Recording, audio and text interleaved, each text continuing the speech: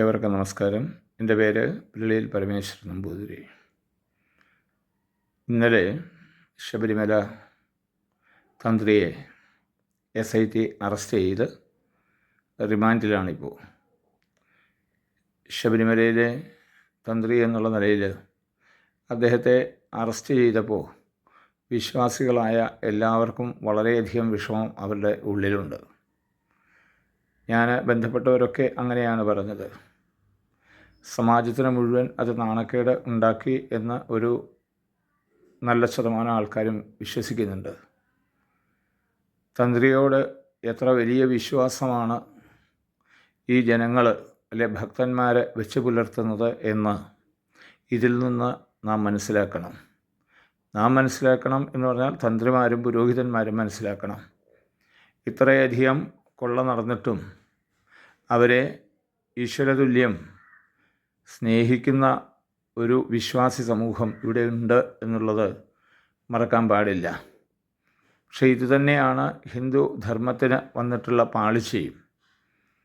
ധർമ്മത്തെ നിലനിർത്താൻ വേണ്ടിയിട്ട് വിവിധ അവതാരങ്ങൾ എടുത്തതായിട്ട് പുരാണങ്ങൾ പറയുകയും ആ പുരാണങ്ങളിലെ കഥാപാത്രങ്ങളായ ദേവന്മാരെ ക്ഷേത്രങ്ങളിൽ ആരാധിക്കുകയും ചെയ്തിട്ട് ധർമ്മധ്വംസകരായിട്ടുള്ളവരെ വീണ്ടും ഈശ്വരതുല്യം പൂജിക്കുക എന്നുള്ളത് ഹൈന്ദവ ധർമ്മത്തിന് തന്നെ അപമാനകരമാണ് എന്ന് അറിയിക്കാൻ ഞാൻ ആഗ്രഹിക്കുകയാണ്.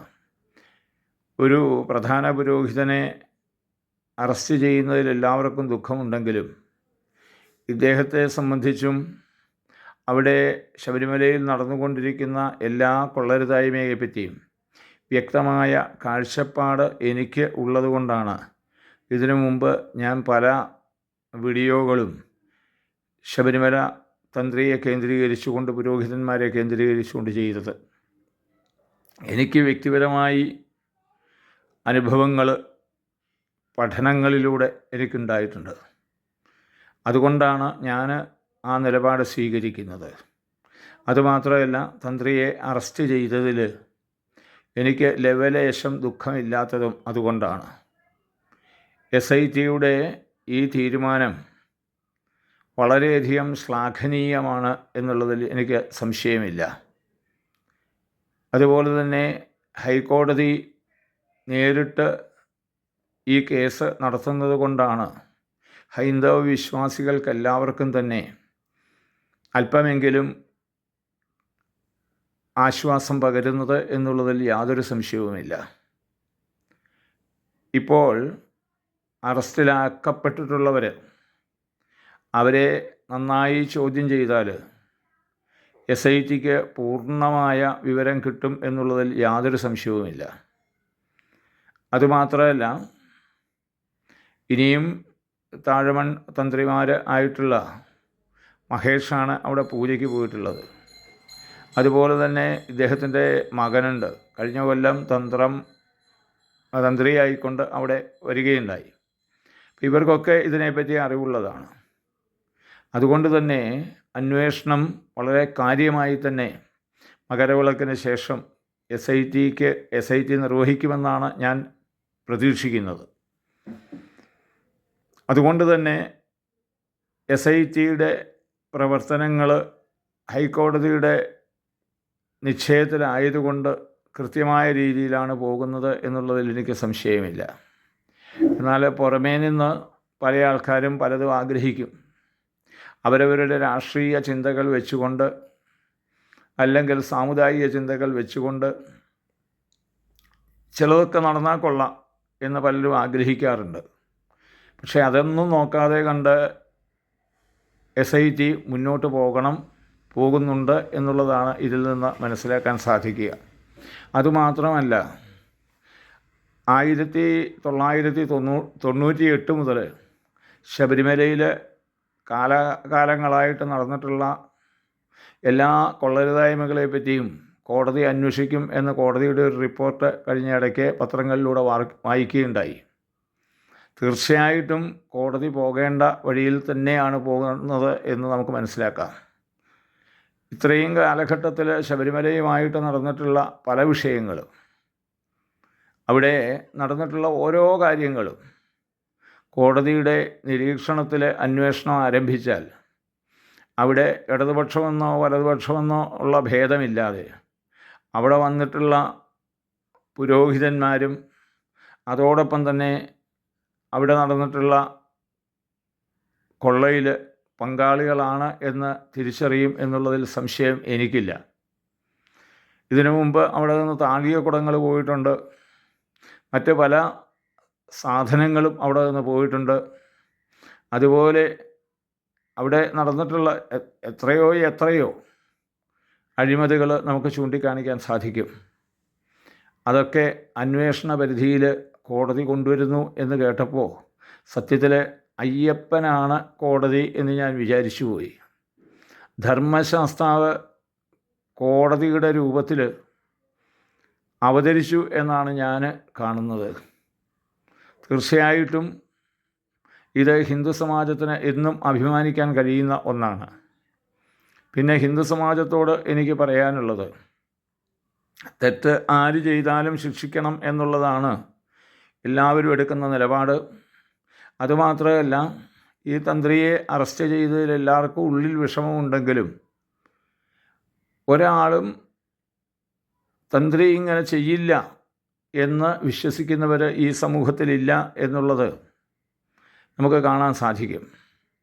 ഇത് മറ്റ് തന്ത്രിമാർക്കും ഒരു പാഠമായി മാറണം എന്നുള്ളതിൽ യാതൊരു സംശയവുമില്ല. ഹിന്ദു സമാജം അധാർമികമായി ജീവിക്കുന്ന പുരോഹിതന്മാരെ എപ്പോൾ മാറ്റി നിർത്താൻ തയ്യാറാകുന്നുവോ അപ്പോൾ മാത്രമേ ഈ സമാജം രക്ഷപ്പെടുകയുള്ളൂ. ക്ഷേത്രങ്ങളുമായിട്ട് ബന്ധപ്പെട്ട് നടക്കുന്ന ആചാരങ്ങളിൽ സമൂഹത്തിന് ക്ഷേത്രവിശ്വാസികൾക്ക് വളരെ വ്യക്തമായ കാഴ്ചപ്പാടുണ്ടാകണം. അതില്ലാതെ വന്നാൽ ഇത്തരത്തിലുള്ളത് ആവർത്തിച്ചു കൊണ്ടേയിരിക്കും. പല ആൾക്കാരും എന്നോട് ചോദിക്കുന്നുണ്ടായി, ഇനിയിപ്പോൾ ശബരിമലയിലെ തന്ത്രിയുടെ അവസ്ഥ എന്താവും, ഇനി പുതിയ തന്ത്രിമാരെ കൊണ്ടുവരാൻ പറ്റുമോ? കാരണം അങ്ങനെ അവർ ചിന്തിക്കാൻ കാര്യം, ഒരു ദേവനെ പ്രതിഷ്ഠിക്കുന്ന ആൾ അവിടുത്തെ പിതൃസമാനനാണ് എന്ന ഒരു ആശയം ആരാണ് ഇവിടെ കൊണ്ടുവന്നത്? അതും ഈ തന്ത്രിമാർ തന്നെയാണ്. ഇവിടുത്തെ പൂജാ പുസ്തകങ്ങൾ എഴുതിയതാരാണ്? തന്ത്രിമാരാണ്, ബ്രാഹ്മണരാണ്, പൂജാരിമാരാണ്. അപ്പോൾ ഓരോ കാലഘട്ടത്തിലും അന്ന് നിലനിന്ന ചില കാഴ്ചപ്പാടുകളുടെ അടിസ്ഥാനത്തിലാണ് ഇത്തരത്തിലുള്ള തീരുമാനങ്ങളൊക്കെ ഉണ്ടായിട്ടുള്ളത്. അതൊക്കെ കാലഹരണപ്പെട്ടതാണെന്നും അത് ഇനിയും ആവർത്തിക്കാൻ പാടില്ലാത്തതാണ് എന്നും നമ്മൾ തിരിച്ചറിയണം. ഒറ്റ ഉദാഹരണം പറഞ്ഞുകൊണ്ട് ഞാൻ നിർത്തുകയാണ്. ഒരു കാലത്ത് വൈക്കം ക്ഷേത്രത്തിൻ്റെ നടയിലൂടെ അല്ലെങ്കിൽ ആ റോഡിലൂടെ അധസ്ഥിതരായ ജനങ്ങൾക്ക് കടന്നു പോകാൻ സാധ്യമല്ലായിരുന്നു. ആ കാലഘട്ടത്തിൽ അങ്ങനെ ആരെങ്കിലും നടന്നു പോയിരുന്നെങ്കിൽ, ഇതൊന്നും അധികമല്ല, 100 വർഷങ്ങൾക്ക് പിന്നിലുള്ള കാര്യമാണ് പറയുക, ഇന്നും അതിൻ്റെ ഭാഗമായിട്ട് പല കാര്യങ്ങളും സമൂഹത്തിലുണ്ട്. അതൊക്കെയാണ് നമ്മൾ തുടച്ചു മാറ്റേണ്ടത്. അന്ന് ആ ക്ഷേത്രത്തിൻ്റെ പരിസരത്തു കൂടി ഏതെങ്കിലും ഒരു കീഴ്ജാതിക്കാരൻ നടന്നു പോയാൽ ദേവന് ഇഷ്ടപ്പെടില്ല. ദൈവജ്ഞന്മാർ, അവിടെ പ്രശ്നം നടത്തുന്നവർ, അവർ പറയും വലിയ അപരാധമാണ് നടന്നത്, അതിന് പരിഹാരക്രിയകളുണ്ടാകും. ആ പരിഹാരക്രിയ ചെയ്യുന്നത് ഈ തന്ത്രിമാരാണ്. അങ്ങനെ ദൈവജ്ഞന്മാരും തന്ത്രിമാരും ചേർന്ന് അവർ ചില തീരുമാനങ്ങൾ എടുക്കും. പക്ഷേ ഇന്നത്തെ അവസ്ഥയോ, ഏതാണ്ട് 100 വർഷം കഴിഞ്ഞപ്പോൾ വൈക്കം ക്ഷേത്രത്തിലെ നിരത്തുകളിലൂടെ എന്ന് മാത്രമല്ല, വൈക്കം ക്ഷേത്രത്തിലെ ദേവസ്വം ഓഫീസർമാർ തുടങ്ങിയിട്ടുള്ള എന്തിനേറെ പൂജാരിമാരായിട്ട് ഇനിയും പ്രമോഷൻ കിട്ടി വരാൻ പോകുന്നവർ പലരും കീഴ്ജാതിയിൽപ്പെട്ടിട്ടുള്ള, അന്ന് കീഴ്ജാതി എന്ന് പറഞ്ഞ ആൾക്കാരാണ് ഇന്ന് അവിടുത്തെ പുരോഹിതനായിട്ട് വരിക. ഏതെങ്കിലും ദൈവജ്ഞന്മാർ പറയുമോ ഇത് ദേവഹിതത്തിന് വിരുദ്ധമാണെന്ന്? ഒരിക്കലും പറയില്ല. അപ്പോൾ അതേ പുസ്തകങ്ങൾ തന്നെയാണ്, അവരാധാരമാക്കിയ അതേ പുസ്തകങ്ങൾ തന്നെയാണ് ഇന്നും ഉള്ളത്. പുതിയതായിട്ട് ആരും പുസ്തകമൊന്നും എഴുതിയിട്ടില്ല.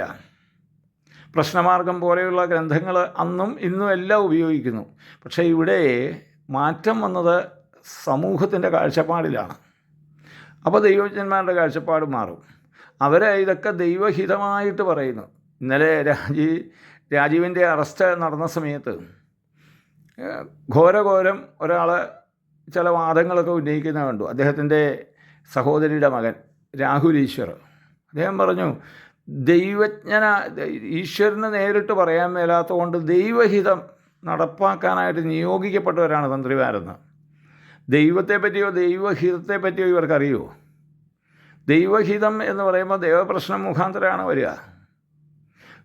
തന്ത്രി അനുജ്ഞ കൊടുക്കുക എന്നതാണ് വാക്ക്. അനുജ്ഞ എന്ന് പറഞ്ഞാൽ തന്ത്രിയുടെ ഭാഗത്തു നിന്നുണ്ടാവുന്നതാണ്. അതിനെ ദൈവഹിതമായിട്ട് ഇപ്പോഴും എന്ത് ചെയ്യുന്നു? തെറ്റിദ്ധരിപ്പിക്കുന്നു. ഇപ്പോഴും ഇത്രയും വലിയ പ്രശ്നങ്ങൾ നടക്കുമ്പോഴും നെയ്ക്കൊള്ള നടത്താൻ അവിടുത്തെ പുരോഹിതർ ഇന്നും തയ്യാറാകുന്നു എന്ന് ഞാൻ പറഞ്ഞതല്ല. നമ്മുടെ കോടതി അല്ലെങ്കിൽ ഇവിടുത്തെ നിയമസംവിധാനം അത് കണ്ടെത്തിയതാണ്. ഏതായാലും വലിയ പരിവർത്തനത്തിന്, ഹിന്ദു സമാജത്തിൽ പൗരോഹിത്യത്തിന് വലിയ പരിവർത്തനം വരുത്തുന്ന ധർമ്മശാസ്താവിൻ്റെ അത്ഭുതകരമായ ഒരു പ്രവർത്തനമാണ് ഇപ്പോൾ ശബരിമലയുമായിട്ട് ബന്ധപ്പെട്ട് നടത്തുന്നത്. ഇത് മനസ്സിലാക്കിക്കൊണ്ട് തെറ്റ് ചെയ്യുന്ന ഓരോ പുരോഹിതനെയും മാറ്റി നിർത്താൻ സാധിക്കണം. മോഹനരുടെ വിഷയത്തിൽ അദ്ദേഹം കോടതി മുഖാന്തരമൊക്കെ രക്ഷപ്പെട്ടു വന്നുവെങ്കിൽ പോലും ഇന്ന് ശബരിമലയിൽ കയറാൻ സാധിക്കുന്നില്ല അദ്ദേഹത്തിന്. അതിൻ്റെ ദുഃഖം അദ്ദേഹത്തിനുണ്ടെന്നാണ് പലരും പറയുക. പക്ഷേ എന്തുകൊണ്ട് അങ്ങനെ സംഭവിച്ചു? ഇങ്ങനെ തന്ത്രിമാരെ മാറ്റി നിർത്താൻ എപ്പോഴാണോ സാധിക്കുക അപ്പോൾ ഹിന്ദു സമാജം രക്ഷപ്പെടും. ഓരോ ക്ഷേത്രവും ക്ഷേത്രബന്ധമായിട്ടുള്ള കാര്യങ്ങളിൽ പൗരോഹിത്യത്തിന് നിരക്കാത്ത പ്രവർത്തനങ്ങൾ ചെയ്യുന്ന ഒരാളെയും നമുക്ക് ഉൾക്കൊള്ളാൻ സാധ്യമല്ല. അതിന് വേണ്ടതായിട്ടുള്ള ശക്തി നമുക്കുണ്ടാവണം. 25,000 രൂപയില്ലെങ്കിൽ ഞാൻ കൊടിയേറ്റില്ല എന്ന് മുഖത്ത് നോക്കി പറഞ്ഞിട്ടുള്ള തന്ത്രിമാരാണ് ഇവരൊക്കെ. കൊടിയേറ്റിന് വരണമെങ്കിൽ 25,000 രൂപ മേശപ്പുറത്ത് വയ്ക്കണം. അങ്ങനെയാണെങ്കിൽ നിങ്ങൾ ആലോചിച്ച് നോക്കുക, 1000 ഗുണം 25,000 ഗുണിച്ചോളൂ.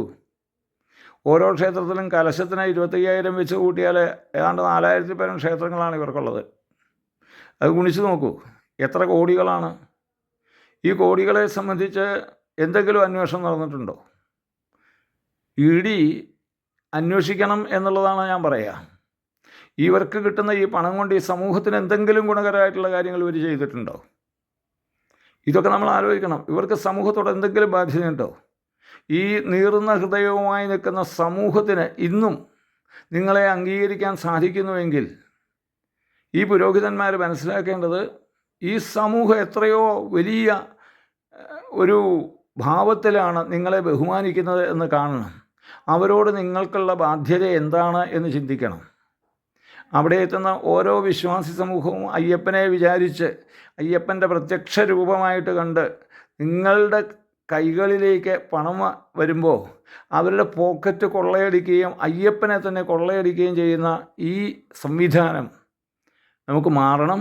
അതിന് അയ്യപ്പൻ നൽകിയ ഒരവസരമാണ് എന്ന് മനസ്സിലാക്കിക്കൊണ്ട് കോടതിക്ക് കൂടുതൽ സത്യസന്ധമായി മുന്നോട്ട് പോകാൻ സാധിക്കട്ടെ.